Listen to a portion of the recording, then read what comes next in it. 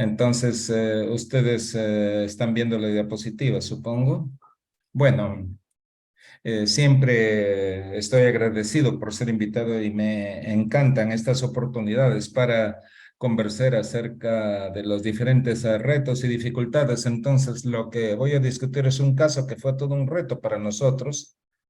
Entonces, aquí las personas en el webinar siempre les estimulan para presentar no solamente los casos más bonitos, sino también los más difíciles, los que son todo un reto y las implicaciones que ellos traen. Entonces, yo les voy a presentar una paciente que fue enviada a mi persona en busca de una segunda opinión con respecto a un melanoma uveal resistente a la placa. Aquí mis conflictos de intereses no son relevantes, pero he recibido reembolsos para viajes de Calcio Biosciences, que no será relevante para esta charla. Este es un varón de 75 años de edad que me lo envían en busca de una segunda opinión con respecto a la recurrencia del melanoma uveal después de haber recibido braquiterapia. Y yo diría poco después de la braquiterapia. No tenía una historia médica, antecedentes significativos. Su historia ocular fue notable por el hecho que tuvo cirugía por desprendimiento de retina 20 años atrás. Se le hizo vitrectomía y fue diagnosticado recientemente del melanoma uveal. Vamos a discutir esto en un poco más de detalle. Primero fue visto por un médico particular en 2019, tiene una lesión pigmentaria que fue monitorizada y observada y fue referido a un oncólogo ocular muy experimentado y muy bueno en los Estados Unidos. Fue diagnosticado con melanoma uveal y fue tratado con braquiterapia, placas de yodo, y el paciente retornó para el seguimiento de rutina.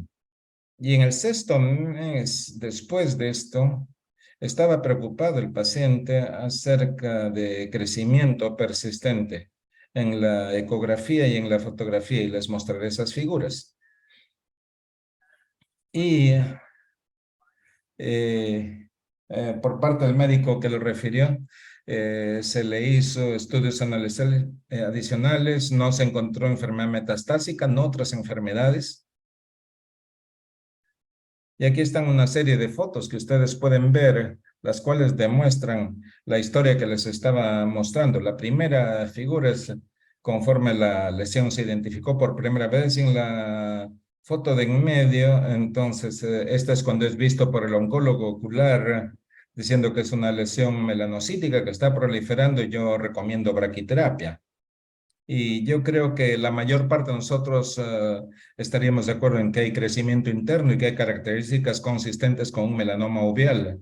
Y en el último es la foto a 6 meses después de la braquiterapia, la cual ciertamente es preocupante por el crecimiento. Hay marcadores vasculares, hay una bifurcación acá, tenemos la misma bifurcación más acá, y estamos de acuerdo en que fotográficamente se sugiere un crecimiento basal. Y estos son los ultrasonidos por el médico tratante en relación con la ecografía ocular antes de la placa inicial y después de la placa unos meses más tarde, sugiriendo que ha habido un poco de engrosamiento apical. Y cuando el paciente llega a nosotros, la agudeza visual era buena, el resto del segmento anterior tampoco tenía mayores alteraciones. Y aquí tenemos la figura del paciente en el preoperatorio en MD Anderson en su primera consulta. No estoy seguro dónde ocurrió esta cicatriz retiniana, pero creo que es antigua. Y aquí tenemos este tejido cicatricial. Y esto está en relación también con el estado del paciente. Podemos ver el melanoma uveal. Entonces tenemos un paciente referido a nosotros por un probable melanoma uveal que falló con la braquiterapia. Y ustedes saben que la pregunta que surge es, ¿por qué fracasó este tratamiento? Entonces, hay cosas que vienen a nuestra mente y esto es lo que yo pensé. Quizás era un melanoma resistente a radiación en la placa. No todos los melanomas son radiosensibles. Podría ser uno que no lo es. Quizás no es un melanoma. Quizás hay otras lesiones melanocíticas que semejan melanomas todo el tiempo, pero se piensa que esto debe ser un melanoma. La otra cosa que me pregunté, ciertamente vemos, es había un poco de giro de la placa. Aunque tenemos muy buenas placas hoy en día que van con la curvatura del ojo, las más antiguas, particularmente en el segmento posterior, giran. Y esta es la situación en donde había algo de giro en la placa y el ojo no recibió tratamiento. Y realmente numerosas formas de tratar el melanoma oval, todavía pensamos que se trata de ello. Este es un ejercicio para ver todos los abordajes diferentes. Utilizamos la radiación, pero todas las radiaciones no son exactas, no interactúan igual con el tejido. Entonces hay muchos abordajes de radiación que pueden utilizarse y uno tiene que elegir y se decide reirradiar para otros propósitos que son más o menos comunes. Y en este caso se trata de la radiación y se preguntaba si se debía considerar la nucleación, debiéramos considerar una biopsia diagnóstica, debiéramos considerar un tratamiento con láser. No necesariamente mi abordaje de primera línea preferido, pero eso es lo que se ofrece. Entonces fuimos por todos estos procesos y acordamos con el paciente en que la visión era buena todavía tenía aspecto de melanoma, busquemos que tratarlo. Entonces el plan de tratamiento era repetir la placa. Esta vez estaba planeando utilizar una placa de rutenio. eh, Había planeado hacer una biopsia con aspiración por aguja para confirmar el diagnóstico de melanoma uveal. Y luego también la termoterapia transpupilar, lo más agresivo posible, tratando de preservar el ojo. Entonces, fuimos con este plan. Y esto es directamente de mi nota operatoria. Encontré bastantes cicatrices y adherencias por todas partes. Y el tumor, si ustedes recuerdan la figura, era inferotemporal. Conforme yo estaba disecando con un instrumento Roma, se rompió, hubo un sangrado copioso y tuve una ruptura circunferencial de gran tamaño, 16 milímetros posterior al limbo y 6 milímetros de circunferencia. Pudimos controlar el sangrado y abandonamos el procedimiento en ese momento y decidimos que revisaríamos al paciente como un siguiente paso. En el posoperatorio, la agudeza visual era movimiento de manos y no teníamos una buena visión en el segmento posterior. Y conversamos largo con el paciente para tratar de salvar un ojo en esta forma. Es todo un reto, por decirlo menos, pero la razón por la cual hicimos la enucleación por las complicaciones es que quería conversar primero esto con el paciente y le advertí al paciente acerca de todas las opciones de tratamiento. Después de una larga conversación, el paciente fue a cirugía y extirpamos el ojo. Y por la cortesía del profesor Chemos Baez, patólogo ocular extraordinario, que nos explicó realmente por qué este melanoma era resistente al tratamiento. En primer lugar, ella encontró el área del tumor y, por cierto, era un melanoma. Y también se trataba de un melanoma que estaba proliferando. Entonces era un melanoma activo, el diagnóstico estaba correcto. Y la siguiente pregunta es, ¿qué hay acerca de las áreas donde hubo ruptura?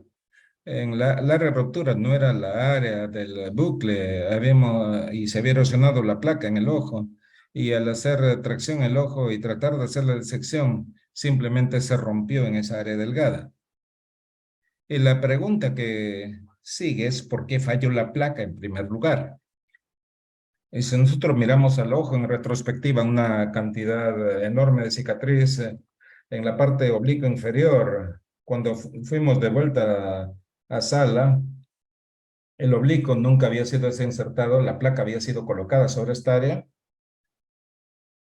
y la placa, especialmente con un tumor relativamente pequeño, recibió una dosis subterapéutica y si se hubiera reconocido esto más temprano, el tratamiento simplemente habría sido aumentar el tiempo de exposición y que esta placa tenga la dosificación apropiada como para que se tenga un tratamiento apropiado. Aun cuando la placa estaba en su lugar, todavía podían haber modificado la dosis potencialmente para poder tratar ese ojo.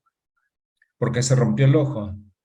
No es tan inusual. Vemos estos tipos de bucles en los Estados Unidos y se ha trabajado bastante en la vitrectomía. Estas son las cohortes a 20 años más tarde y que pueden tener problemas. Y al hablar con algunos de mis colegas, entonces hay algunos bucles, particularmente algunos de los de silicona que son más problemáticos que otros. Entonces, nunca hemos anticipado un problema.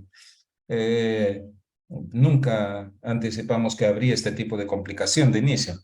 Aquí están mis referencias. Yo creo que es un excelente caso. La otra cosa que podemos tomar para la discusión es que ahora que el ojo está fuera y que el ojo se rompió con un melanoma activo, hacemos algo más, especialmente desde que no estaba en el cuadrante donde el ojo fue tratado. Entonces, otra pregunta que planteo es qué tipo de implante, si es que hubiera uno que usted apuesta para evitar la enucleación y la idea es poner implantes no integrados, ya que en mi opinión en este tratamiento de la órbita es tan difícil de monitorizar e integrar el implante y todas las preguntas que propone la radióloga acerca de favorecer, etcétera. Entonces yo elegí poner un implante no integrado de manera tal que sería más fácil monitorizar aquí esta cavidad. Entonces, vamos a cerrar esta parte y quizás hay algunos comentarios. Él ciertamente tiene un espécimen. Bien, es un excelente caso, Dan. Usualmente una gran presentación y yo creo que este caso es una suerte de estímulo, ya que hay diversas opciones de tratamiento para este caso y yo sé que es, eh, no se suelen usar biopsias después de radiación, pero se hizo o se hace de todos modos una segunda biopsia en esta área de crecimiento y probablemente, si este hubiera sido mi caso, no hubiera tenido reparos en hacer la biopsia. El problema es que para esta localización, usted sabe, si usted va a través de la esclera con este abordaje transesclera, entonces no se habría elegido la pronación debido al grosor del tumor y tomar la biopsia en todo caso de la porción en pleno crecimiento. Entonces yo no creo que los pacientes que tienen estos bucles y retino y melanoma uveal con tuve uno con forma de hongo algunas semanas atrás y el paciente desarrolló desprendimiento de la coroides. Entonces, esta es una cosa acerca del abordaje inicial. Con respecto a que hacer si más o menos radiación, ¿hizo usted alguna biopsia, hizo alguna biopsia de la órbita para ver si es que había melanoma en la órbita? Y yo pensaría entonces que en el hecho de que la ruptura es una indicación absoluta para el tratamiento definitivo y viendo pues la posibilidad de desarrollo del melanoma en la órbita. No obtuvimos este tejido orbitario. El proceso de pensamiento fue que la ruptura fue diferente del melanoma. Todo esto tiene que ver con el tracto uveal y honestamente no sé si la biopsia a ciegos de la órbita hubiera sido probable en este caso para que produzca algo de tejido, pero eso es algo que queda de... Hay una pregunta en el chat del doctor Williams.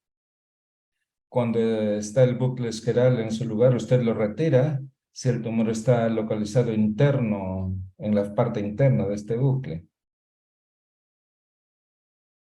Yo no me haría problemas, yo tomaría en cuenta el grosor adicional y lo manejaría desde esa perspectiva. Usted puede añadir 1 milímetro y abordarlo en esa forma. Estoy de acuerdo con usted. Yo creo que el retiro del bucle puede aumentar el riesgo debido a que depende en dónde estaba colocado el bucle. 20 años atrás se asumiría que todo correspondería, que la esclera estaría delgada, adelgazada y no se necesitaría más tratamiento externo o ver la posibilidad de radiación externa. Y a veces se considera en estos casos. No todos los pacientes calzan bien con esto. Usualmente removemos el bucle. Lo que vemos es el desprendimiento de retina. El cirujano encuentra el melanoma, deja este bucle y luego el paciente es referido a nosotros un par de semanas más tarde. No es un bucle de 20 años, es más reciente. Retiramos el bucle, nos aseguramos que la placa, que el ultrasonido lo confirme y no tenemos entonces estos bombas de protones en Latinoamérica. Tenemos haces externos en la radiación, pero no es lo ideal. Y de eso dan fe mis colegas.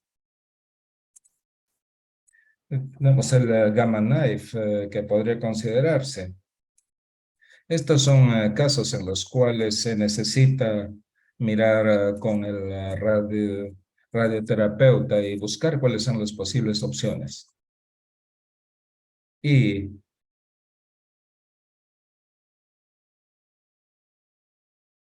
esto estaría fuera de lugar.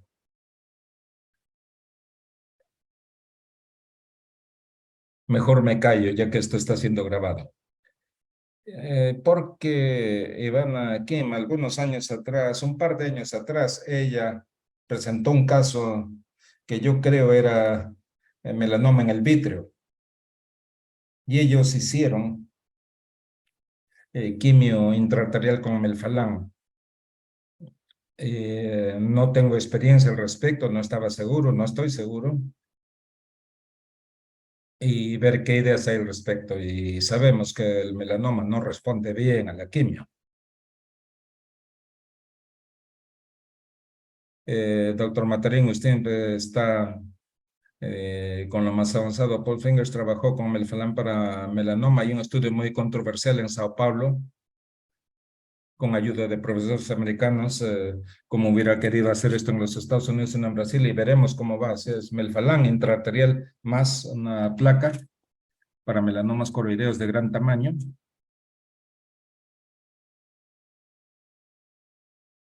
Así que veamos qué pacientes sobreviven. Y estoy de acuerdo con usted. Los resultados iniciales con melfalán no han sido buenos. Y yo comento que yo creo que el caso al cual se refiere Miguel es un melanoma cutáneo que hizo metástasis al vítreo, no fue un uveobo primario. Y puedo decirle que cuando tenemos casos cutáneos metastásicos similares y discutimos las combinaciones que inyectamos en el ojo, melfalán, topotecan, metotrexate, el oncólogo nos diría cuál puede funcionar. Excelente, gracias por la discusión, gracias por un excelente caso. Ahora pasamos al siguiente conferencista. El siguiente caso, el siguiente conferencista es el doctor Miguel Materín, oncólogo ocular, profesor de oftalmología y es director de oncología oftalmológica en su sede. El doctor Materín es muy bien conocido y muy respetado en este campo. Tiene un interés especial en las tumores en melanoma ocular, retinoblastoma, mangiomas corneales, metástasis, tumores astrocíticos y condiciones relacionadas con los tumores. Es conocido internacionalmente, reconocido en el campo, es miembro de las diferentes entidades internacionales de oncología ocular y se le ha reconocido por la Academia Americana de Oftalmología por sus logros y es miembro de la Sociedad Internacional de Oncología Ocular. Estamos muy contentos de tenerlo, estamos agradecidos por su presencia. Doctor Materín, por favor. Muchas gracias. Creo que vamos a cambiar esta biografía. No estoy en el Canadian Journal, pero bueno, eso no interesa ahora. Aprecio su presentación y permítanme compartir mi pantalla con ustedes.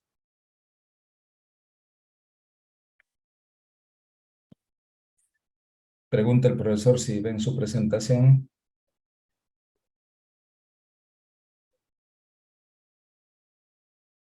Entonces, en comparación con el caso de Dan, este va a ser muy fácil para todos ustedes, pero yo creo que tiene buenos puntos para la enseñanza. Estos son mis conflictos de intereses.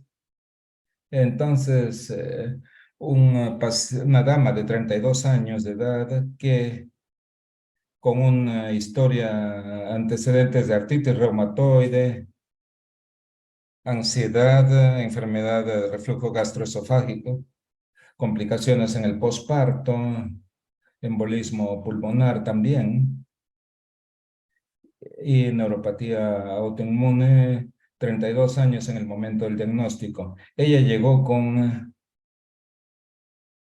estas lesiones, estas pequeñas lesiones melanocíticas en el coroides en el 2017. Un poco de antecedentes con respecto a esta paciente. La visión es 20/20 en ambos ojos, el resto es normal. El ojo izquierdo está totalmente normal. Es una paciente muy ansiosa. El esposo es investigador en cáncer. Y nosotros, todas las veces que se podía, hemos pasado largo tiempo acerca de las diversas posibilidades. Sí, estaba muy temerosa de perder la visión, muy temerosa del cáncer y por cierto, ella quería un diagnóstico con una certeza al 100%. En esta figura nosotros vemos aquí esta lesión coroidea pequeña, en mi opinión, tiene múltiples cambios crónicos y aquí podemos ver algo de flujo retinal, pero mi recomendación para ella fue observar. En busca de una segunda opinión, fue a un centro grande y en el centro grande donde se le recibió con esta nueva opinión y en el primer párrafo, la recomendación fue continuar con la observación y luego en el siguiente párrafo ofrecer tratamiento con esta terapia transocular con hora 11. Entonces, con estas respuestas se decidió observar. Podemos ver acá que hay un poco de baja profundidad en el V-scan.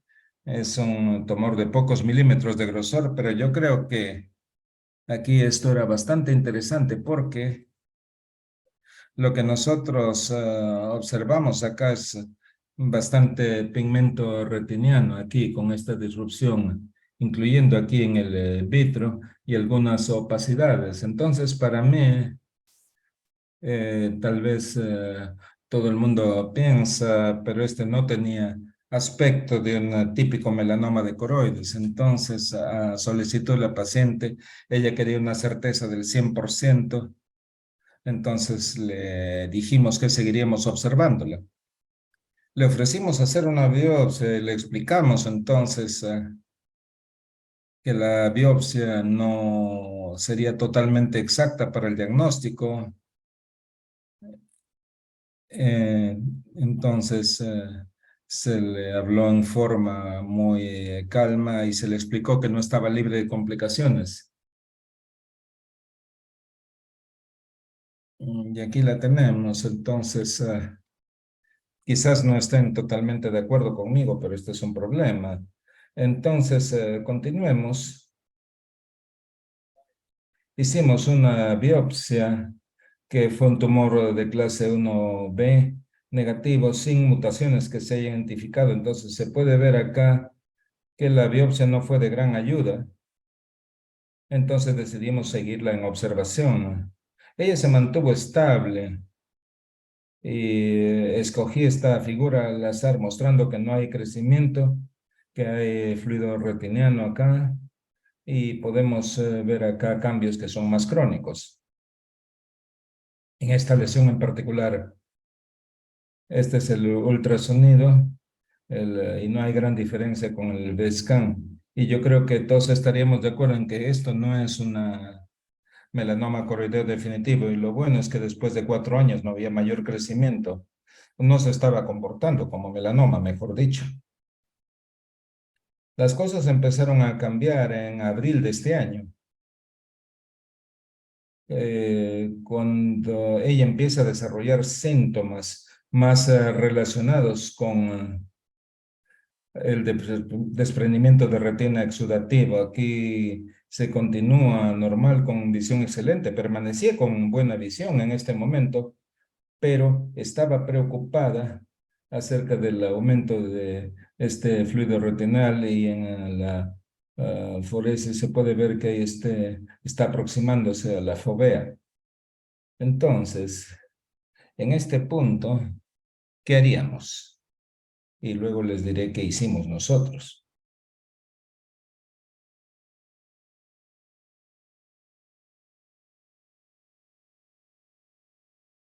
Bien, tiene usted el ultrasonido, la OCT de cuando estas fotos fueron tomadas.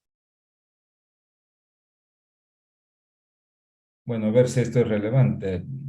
Yo creo que puedo mostrarles acá, y ustedes pueden ver este flujo pequeño, en pequeña magnitud. Creo que el pigmento, el epitelio retiniano es tranquilizador. Podría haber algún tipo de cambios aquí.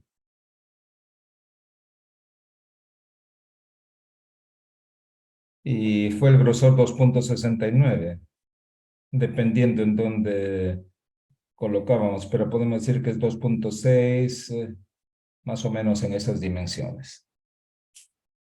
Una pregunta, Miguel. Entonces, en 8 años había crecido un poco y comenzó a tener síntomas, tenía fluido. Conversamos acerca del tratamiento local como TDT con esta paciente. Bien, sí. Conversamos acerca de diferentes opciones. Discutimos la posibilidad de placa, TTT. Conversamos acerca de PDT, y, pero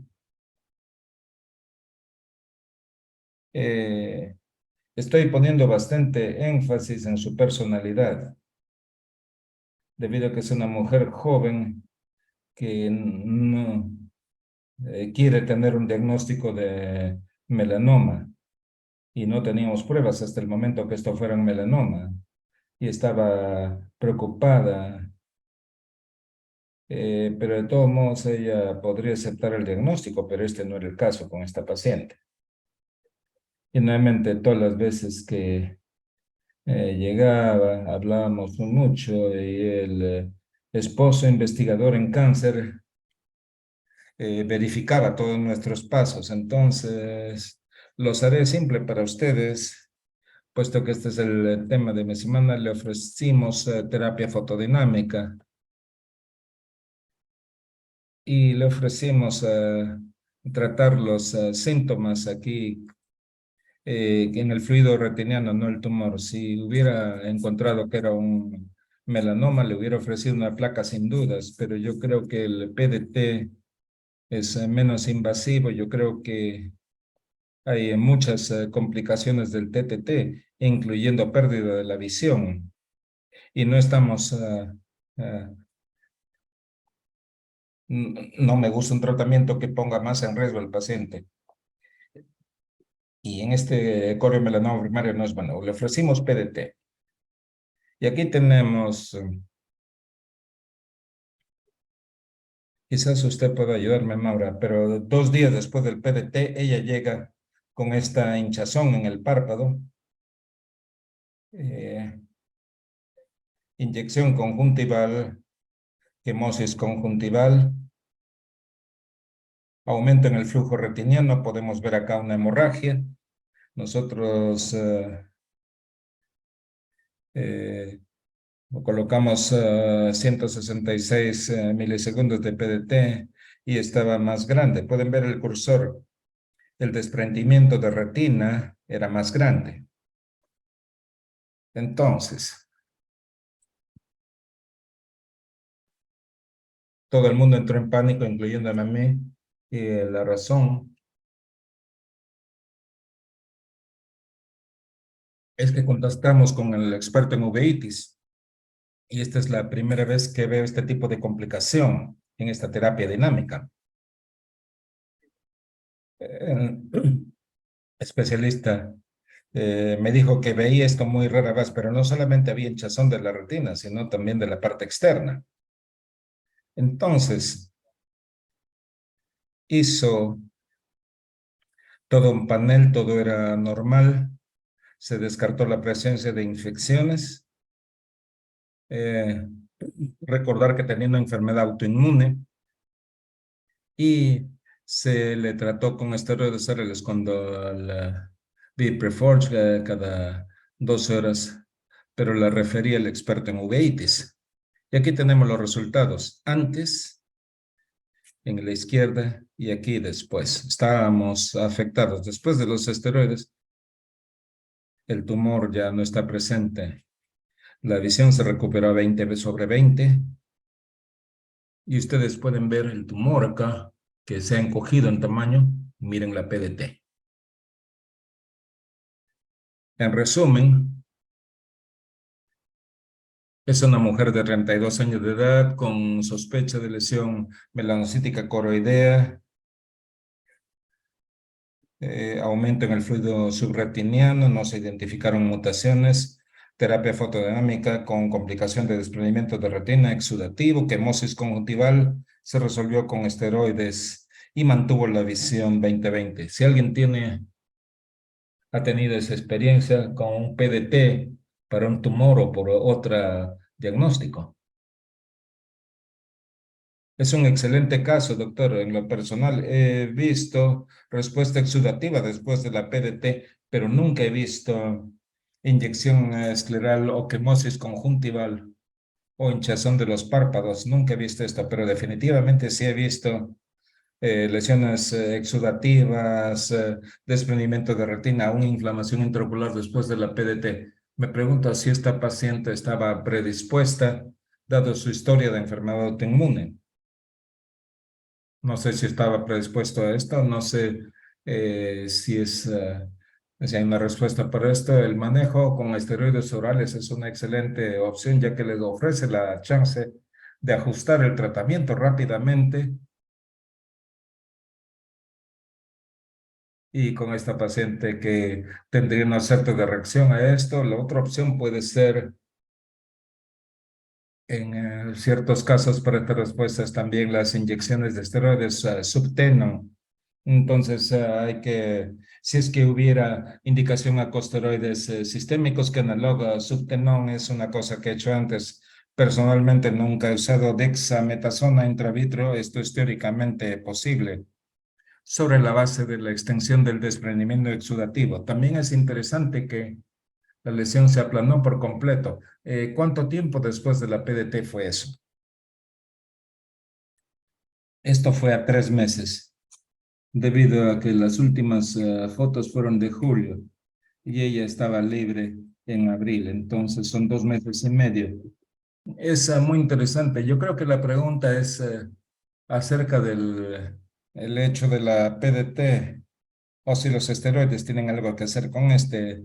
Usted presentó en los resultados de la biopsia, parece ser que esto era una lesión melanocítica.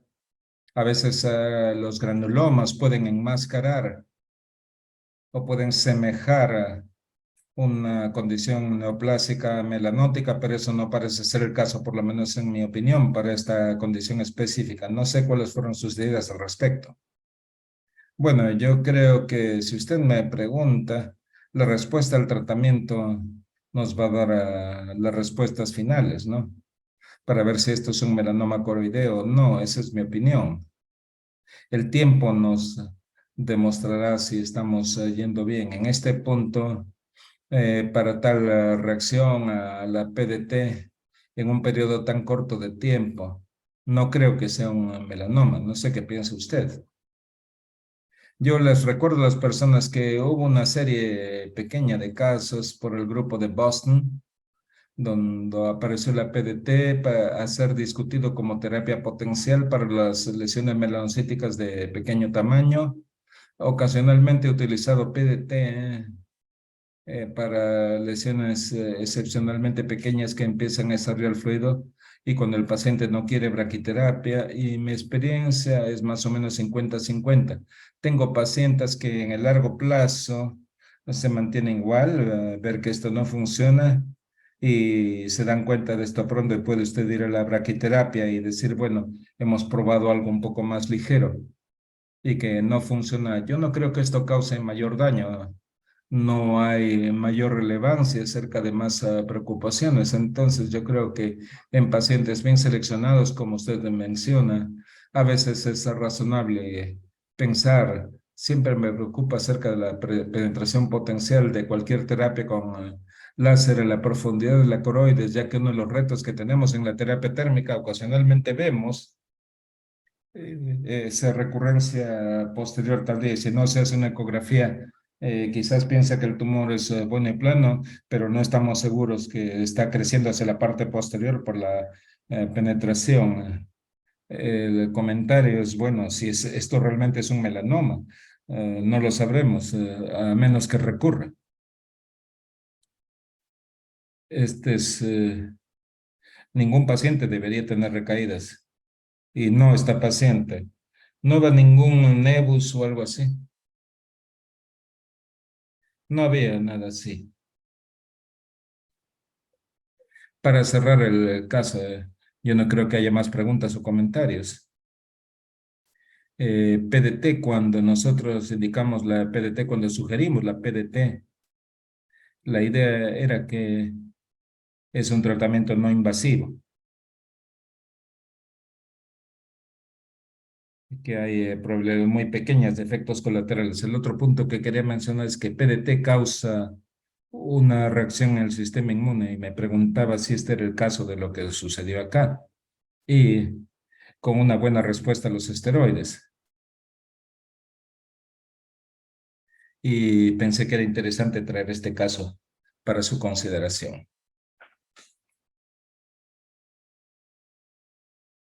Bien,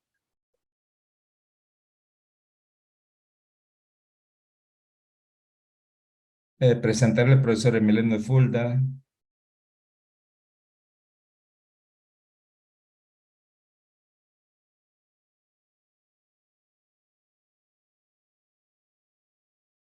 el profesor Fulda, oftalmólogo, especialista en retina y oncólogo ocular. Ha estado trabajando con retina y oncología por más de 15 años y actualmente está en el Instituto de Oftalmología Fundación Conde de Valenciana en México y es uno de los precursores de la oncología ocular en México. Ha sido entrenado en Canadá y es un placer tenerlo a usted, el profesor Fulda. Muchas gracias. Pueden ver mi presentación. Muchas gracias por la invitación. Soy el doctor Emiliano Fulda. Trabajo en Ciudad de México, trabajo en retina y oncología ocular y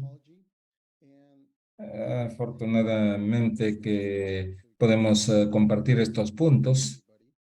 Estoy agradecido y quiero dar gracias a mis residentes y fellows quienes armaron este caso y gracias a ellos es que puedo presentar estas cosas, la doctora Johanna Sánchez, doctora Cita Chao y doctora Nadia Singh Hernández.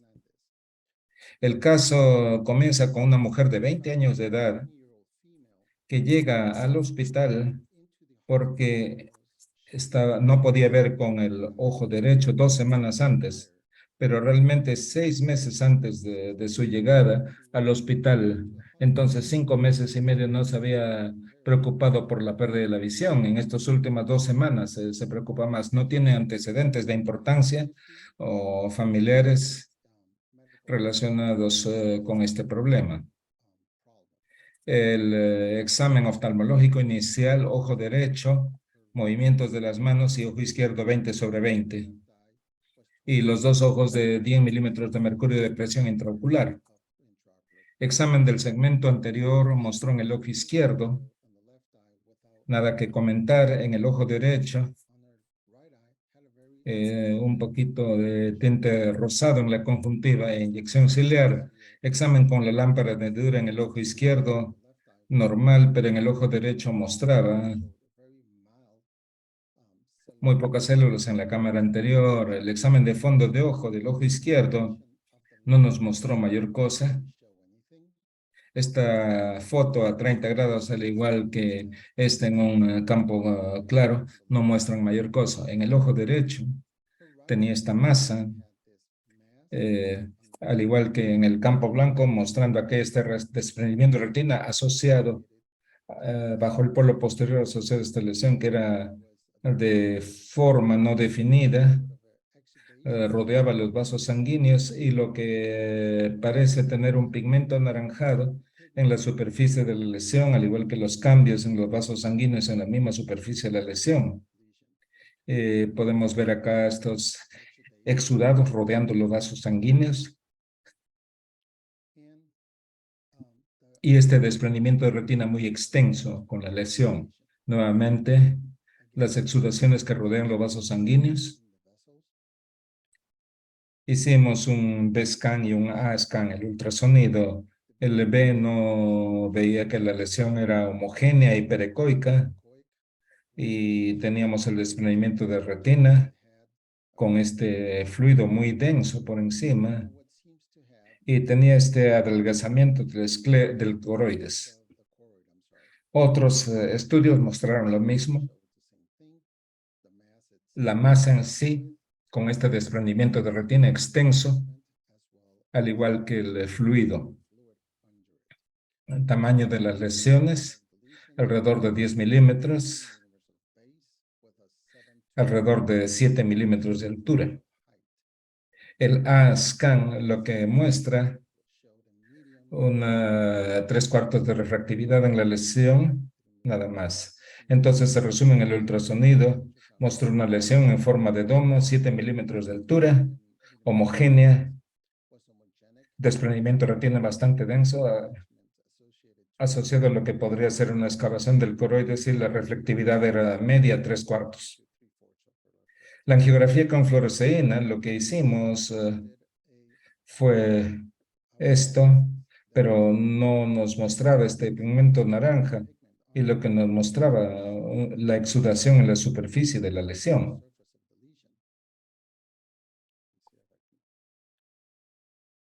La fluoresceína en sí no nos mostró mayor cosa, el bloqueo de la exudación, y no mostró tampoco un patrón asociado con la misma. Y esto podría corresponder a un tumor vascular. Nos diría si es un tumor vascular. Se hizo manejo sistémico en esta paciente, tratando de ver si es que algo más podría darnos claves para el diagnóstico. Tratándose esta lesión, tomografía de tórax y de abdomen fueron normales, al igual que las enzimas hepáticas. Entonces, conversamos con esta paciente para la posibilidad de diagnóstico, un melanoma amelanótico de tamaño mediano en el ojo derecho.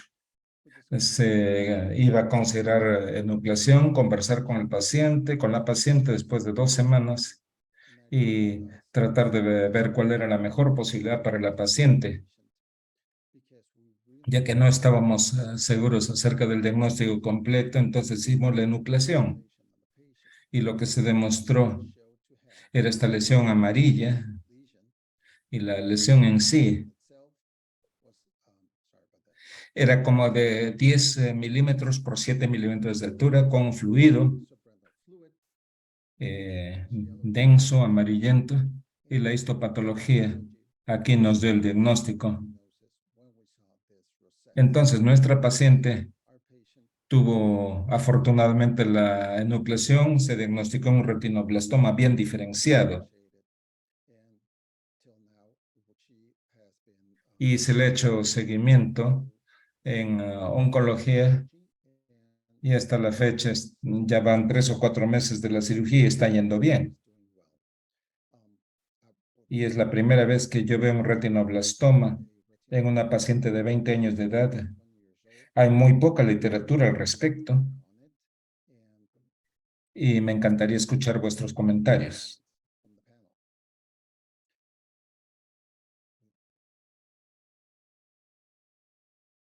¿Hay alguien allí? Pregunta el doctor. Pienso mucho en estos casos y nos preguntamos si es que aparecen en la adultez o si regresionan espontáneamente. Si le llamamos retinoma, retinocitoma, un espectro que es y con recaídas posteriormente en la vida. Y nos preguntamos si estos escenarios son posibles. Recuerdo a una paciente residente de ginecología diagnosticada en la Facultad de Medicina con retinoblastoma de regresión espontánea, impresionante y bilateral. Y el retinoblastoma clásico no necesariamente se comporta así. Hay exámenes oculares donde se pueden observar estas recaídas y yo creo que también hay bastante información que nos muestra que conforme aprendemos más acerca del retinoblastoma, nuestro concepto simple de que es el gen RB1, debe haber más complejidad en mutaciones críticas que están involucradas en esta condición. Y yo creo que conforme tengamos más informaciones de la biopsia en líquida y otros estudios del tumor, debe haber un espectro más amplio de este trastorno, a lo cual nos referiríamos históricamente de esta perspectiva. Nunca se habló acerca del compromiso coroideo. Asumo que no había compromiso del coroides o nada que preocupe de esa perspectiva. No, no había compromiso del nervio óptico, ni de la esclera, ni del coroides, simplemente la retina. Una parte tenía invasión a todo grosor por este tumor maligno, pero tiene control local. Actualmente lo que encuentro impresionante es la extensión de la exudación en comparación con el tamaño del tumor. Lo primero que nosotros pensamos fue que era una enfermedad de COP del adulto, pero no verificamos esto mucho porque no hay daño en exudación. Realmente no vemos gran cosa de exudación. Si es que es un melanoma que no haya sido tratado en un retinoblastoma. Entonces, eso fue lo primero que determinamos. ¿Alguien del panel habría hecho una biopsia primero en esta paciente? Para las personas que no trabajan con retinoblastoma, Dan mencionó calcio en el ultrasonido. No había una indicación. Esperaría del retinocitoma. Hemos visto algunos casos de adultos con retinoblastoma. ¿Esperaría usted ver calcio? No trabajo con retinoblastoma, por cierto, es la idea de un oftalmólogo general y que nos preocuparía de ver calcificaciones en el ultrasonido. Quisiera un comentario de ustedes. Bueno, siempre hablamos acerca de ello, pero es un paciente adulto y todo cambia. Es un adulto, hay que pensar en etiologías infecciosas también. Entonces, el paradigma de RB y calcio surge cuando tenemos estos adultos jóvenes. Vemos una lesión típica y calcificaciones, siempre está bien, pero la ausencia de calcificación es un factor de confusión y hay que descartar entonces otras etiologías. La presencia de calcio no lo convierte en retinoblastoma. La ausencia de calcio no lo hace el diagnóstico contra retinoblastoma. Entonces, la edad del paciente, 20 años. 20 años la paciente. Entonces, en primer lugar, yo quisiera señalar que con lo que se llama pigmentación anaranjada, no tiene este aspecto en la autofluorescencia. La autofluorescencia sustenta ello. En segundo lugar, 20 años de edad, cuando usted mostró el ojo, la figura del fondo de ojo,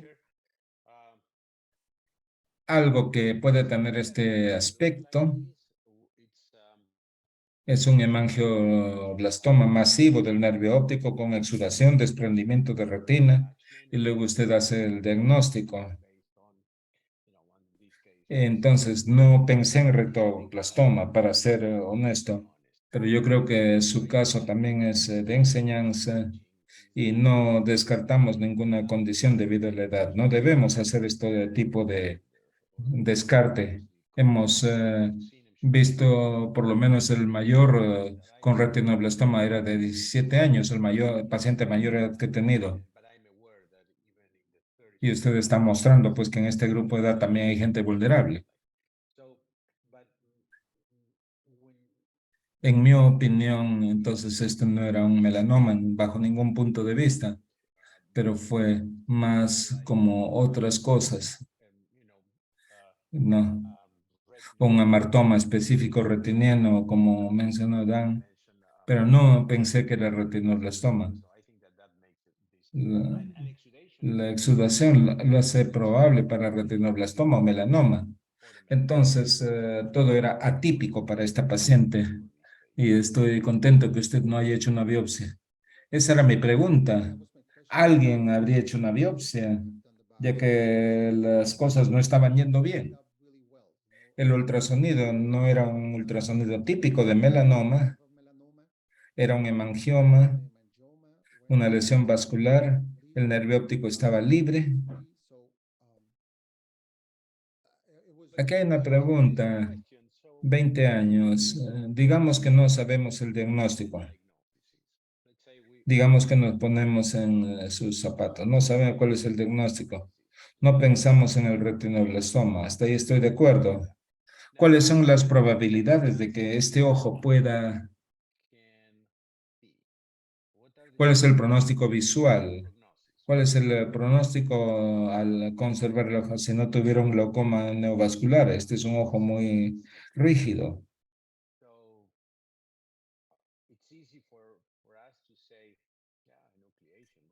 Vamos a cirugía, nucleación y no una biopsia. Entonces, no sé, entonces, ¿qué es lo que se debería haber hecho de inicio? Bueno, yo debo decir que muchas personas habrían considerado una biopsia, no considerarían el retinoblastoma y yo creo que usted tiene mucha suerte, pongámoslo de este modo. Yo no critico a nadie con un paciente de este tipo y decirles eh, que la enucleación fue lo primero que se tendría que hacer. Fue una gran decisión, fue el destino, pero en un adulto joven es muy difícil justificar una enucleación en un adulto joven cuando llega este paciente y se le hace la biopsia. Entonces, yo creo que muchas personas competentes hubieran pensado en esta opción, pensando en que esto es atípico. Y antes de conversar sobre la enucleación, yo quiero tejido, sabiendo que podemos arreglárnoslas así y librarnos de cosas bastante complicadas. Entonces, yo no habría sido crítico de alguien que vaya a una biopsia. No, no es una crítica, no es la idea. Esta es otra presentación atípica en una persona joven.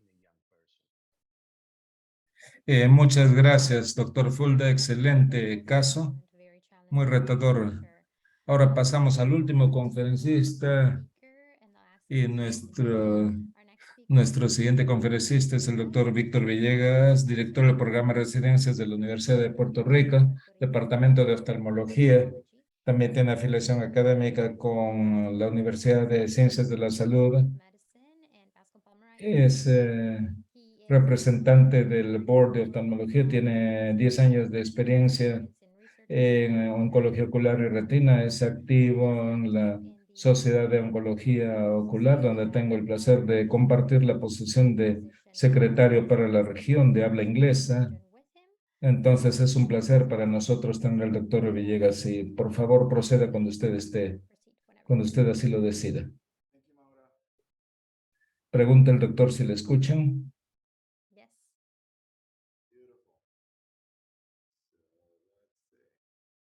No voy a presentar un caso.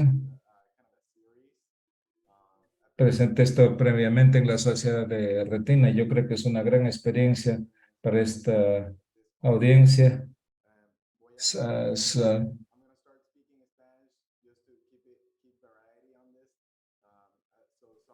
Hablaré primero en español. Hoy vamos a estar hablando de hemangioblastoma capilar de la retina exofítico yuxtapapilar. no tengo ningún conflicto de interés que divulgar. Como todos saben, los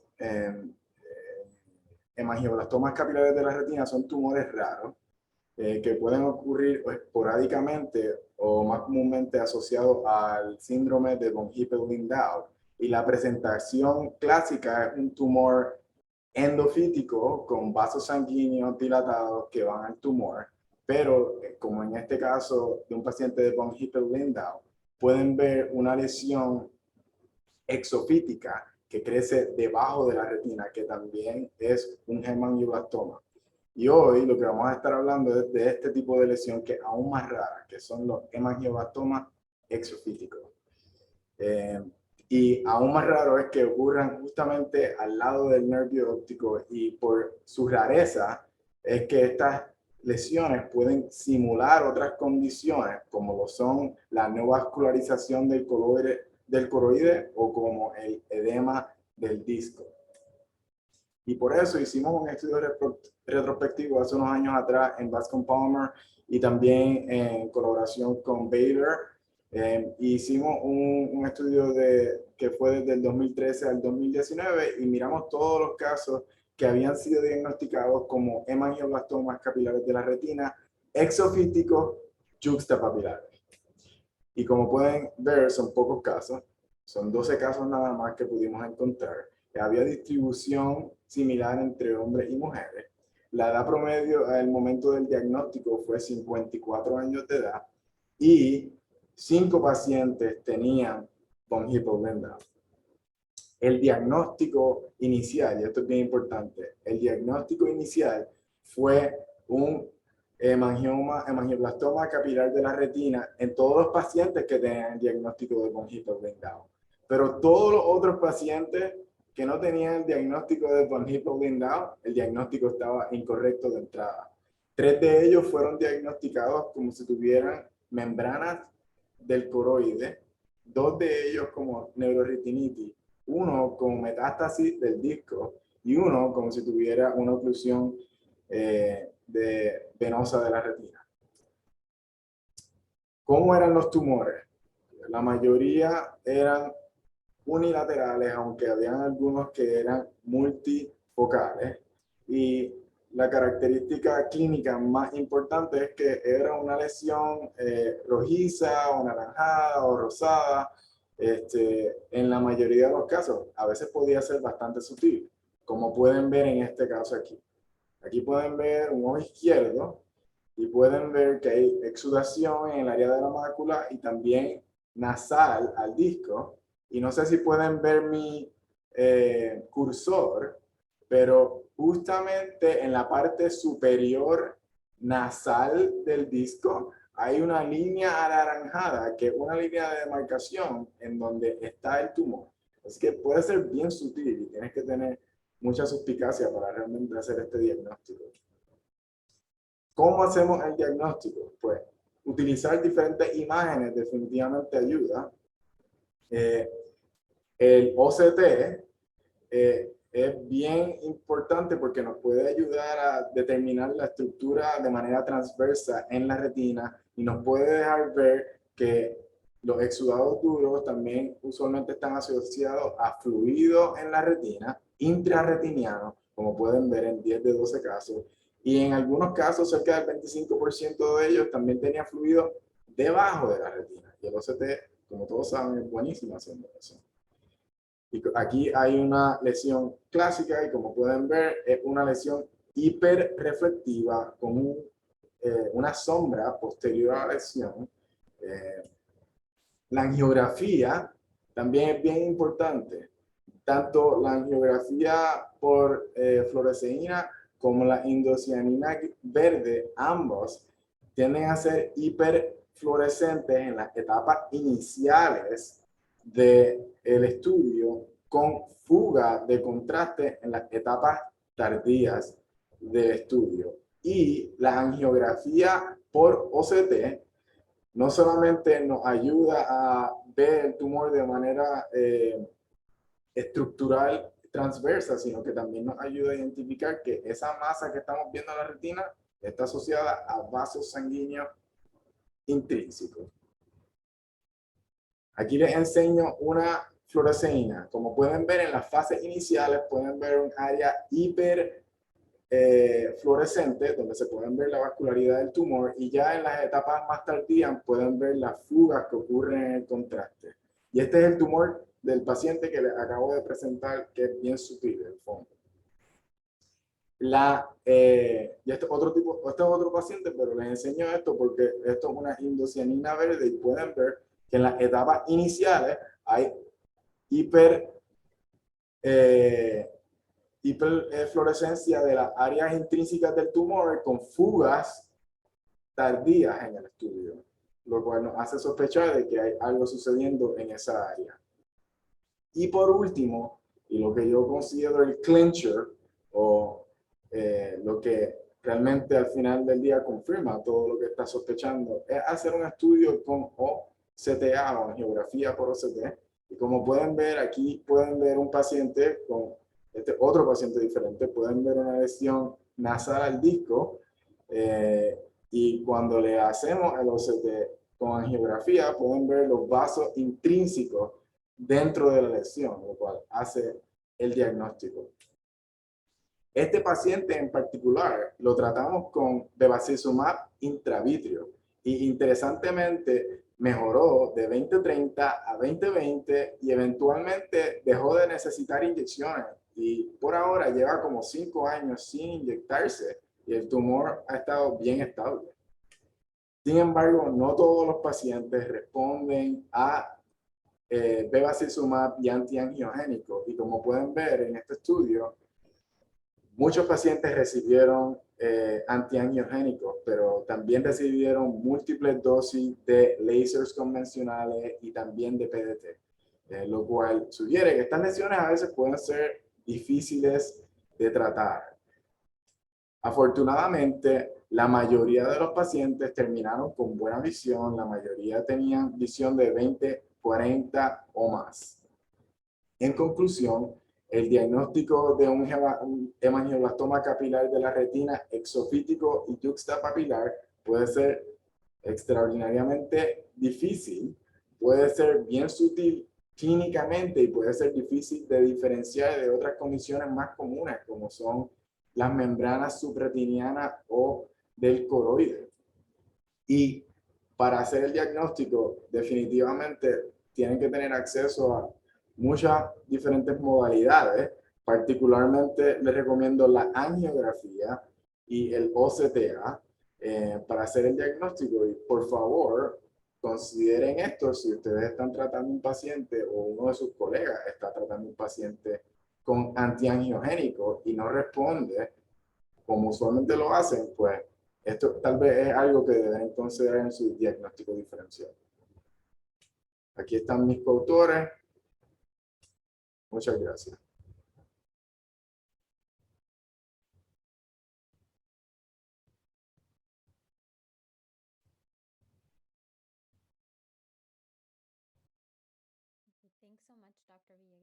Muchas gracias, doctor Villegas. Imágenes muy interesantes presenta usted. Usted ha tocado acerca del tratamiento acá, entonces definitivamente fue una buena revisión. Aquí quisiera los comentarios del panel acerca de si usted tiene un algoritmo cuando usted maneja las decisiones, ya que esto puede ser todo un reto. Entonces, ¿cuándo comenzar la PDT? ¿Cuándo el anti-VEGF? ¿Cuál es el abordaje general? Y esto sería de ayuda para el auditorio.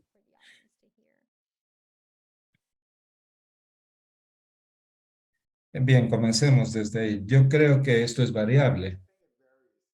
Explicarles a los pacientes toda la gama de opciones y esto es importante. Todo tiene sus ventajas y desventajas, entonces podemos trabajar con anti-VEGF, que quizás es lo más fácil de tolerar, pero aún así hay riesgos, incluyendo endoftalmitis y a veces se necesita inyectarles por tiempo prolongado para ver la regresión. Entonces, ¿qué tan tolerante es el paciente para esto? Si el paciente está al lado del nervio óptico o a algún área crítica, yo creo que PDT definitivamente nos ayuda, puede minimizar los daños colaterales. Entonces, para estas lesiones en particular, muy cercanas al nervio óptico, estas probablemente son las mejores opciones y yo creo que está fuera de las áreas críticas donde se consideraría otras terapias potenciales.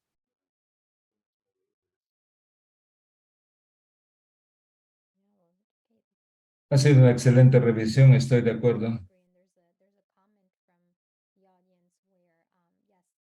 Y se ha considerado diferentes opciones para este tipo de condición. Estoy de acuerdo con ustedes. La idea es tener un poco más que aprender en esta área. Bien, yo creo que si no hay otras preguntas o comentarios, podemos concluir nuestro webinar. Sí, doctora. Es una invitación abierta a la Sociedad Internacional de Oncología Ocular que auspicia la primera reunión en África para africanos y quizás muchos de ustedes no estén en capacidad de ir. Hay un componente virtual. La próxima semana muchos temas se van a centrar en el retinoblastoma y cánceres escamosos. Hay toda una variedad de desarrollos en el continente africano en países de ingresos medios a ingresos muy bajos y vemos abordajes muy similares en partes de Latinoamérica. Sería de valor un costo muy bajo para la asistencia virtual. Entonces, simplemente es una opción. A veces nuestros colegas, conforme hablamos, tienen acceso a las mismas cosas que otros países y a veces las innovaciones que escuchamos de nuestros colegas y de otros países de medianos y bajos ingresos puede ser algo aplicable en nuestras áreas, como algo que usted puede observar y aplicar en su práctica. Thanks. Gracias, doctor. Es un excelente punto. Esperamos y será bueno que se unan. Muchas gracias a todos. Muchas gracias al doctor Gambos, doctor Fulda, doctor Villegas, doctor Materín y mi comoderador, doctor Belfort. Muchas gracias a todos en la Sociedad Panamericana de Oncología Ocular y nos vemos en el siguiente seminario. Muchas gracias. Que pasen buenas noches. Thanks a lot. Good night. Muchas gracias.